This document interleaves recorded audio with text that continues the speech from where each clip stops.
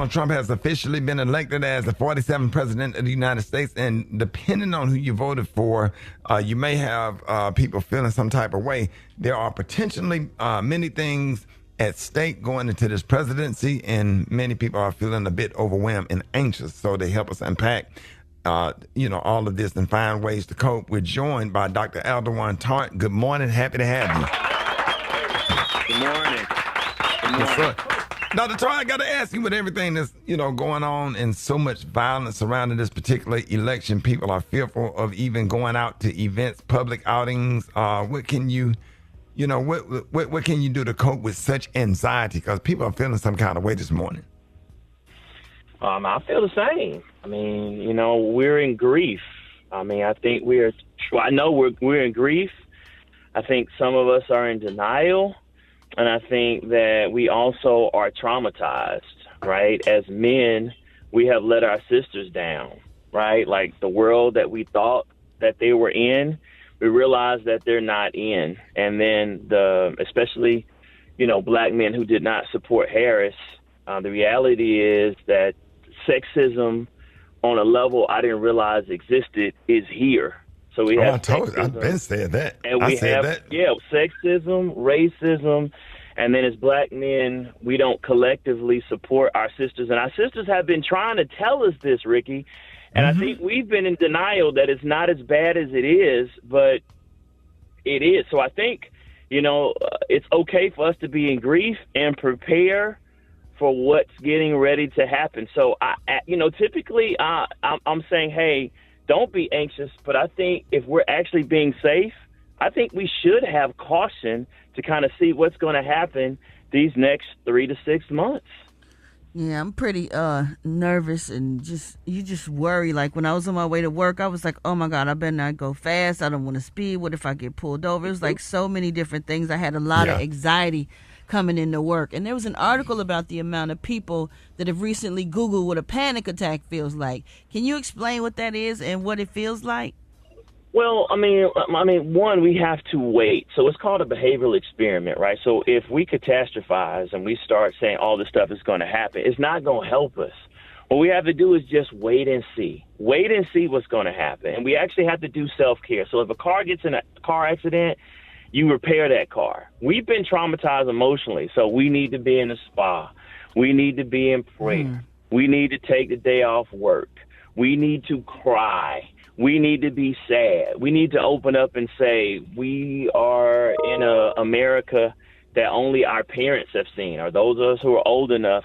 We're back in times where the entire political system is against people who look like us, right? And especially against women and women of color.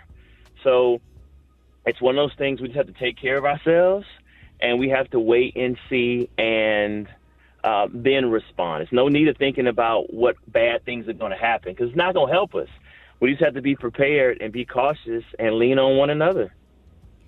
Good morning, Dr. Tart. I'm thinking a lot about Vice President Kamala Harris and honestly her emotional state. I'm wondering how she's feeling right now. And sometimes when you are in these moments of defeat or something perceived as failure or rejection, you can sometimes tie that to your self-worth or internalize it. Can you talk about what state she might be in and just how we can approach handling disappointment? Yeah, I mean, Maria, I'm glad you asked that. One, I don't think she has anything to be sad about. She's disappointed because she wanted to win and preserve democracy.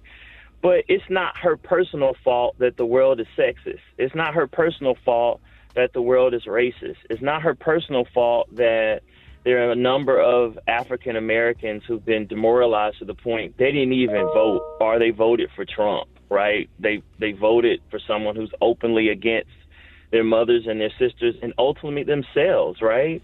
So she can't be upset. It's like going to work in corporate America and they don't like you because you're a black woman. What can you do about that, right? That's not personal. So to cope, you have to depersonalize it, because if you take that as your self-value, hey, they don't like me as vice president, they don't like me as a person, that's not it. America was not ready for a black female president, and they rejected that in large in large numbers. That's not her fault. They would have rejected every single black woman who ran, in my opinion. Right. Or a female, period. Go ahead, okay. And Dr. Todd, I got a question for you. So for those of us, now I have kids, we all got kids. My kids are young adults, and they have a hot, they were very excited about voting for Kamala Harris, I'll say that. They're very anxious right now, is a good word to put it. They're very concerned about, what their future looks like. I got 3 daughters that are all of childbearing age. I got a 21-year-old son. They're all very concerned about what their world is going to look like, with this election right now. So how would you say I should talk to them about their level of anxiety today? Well, I mean, Special K, I have 2 daughters. I have a daughter at Howard right now. She was outside on the yard last night, and I had to console her early in the morning, just apologize for America not validating her. And I spoke with both of my daughters today. My youngest one is 8, and let her know that, hey, women can do anything that men can do, and to pour into them. So I think as men, that's the message that we not only have to send to our daughters, but also to our wives, also to our cousins, also to people we're on teams with, and validate them. So I'm going to just be honest. I'm talking to my daughter about going into entrepreneurship, right, for a certain level of control, kind of knowing that she's going to be oppressed in most corporate environments. That's right. Not to lean on that. And I'm also talking to her about, hey, because she is interested in psychology and political science, that this is when freedom fighters are born, right? That we are back in the times of of my parents, her grandparents, and to figure out how we go about getting our rights back and how I can support her as her dad, how I can support my youngest daughter, knowing that she's going to deal with sexism and racism on a higher level, and let her know it's not personal, that she is great, but there's going to be forces against her. So I'm just preparing them and let them know that their dad has their back. That's some really good stuff. Dr. Tort, let everybody know how you can be reached. And I think the last thing I want to say, what do you suggest that people do right now for their mental health? Because people are already suffering, some going through depression, some already going through griefs, people are going to be bullied on the internet, being teased by people that actually voted for Trump, and it's a lot of craziness going on. What? I don't even know what I'm asking. It's okay to be sad. Like a lot of times, we just want to be okay right now. That's not real. It's okay to be in grief. We've lost a sense of safety. We've lost a sense of hope. We lost a sense of reality of what America are we in, right? And it's okay to grieve. So what I would say is talk about it. Stay away from social media.